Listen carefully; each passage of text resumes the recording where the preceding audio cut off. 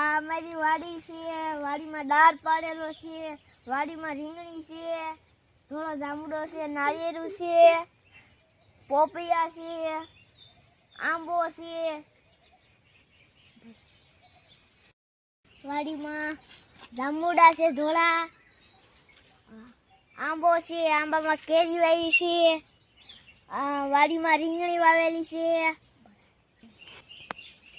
હવે જાંબુડા ખાવા ધોળા જાંબુડા છે, આવડે આખો જાંબુડો ધોળાનો છે.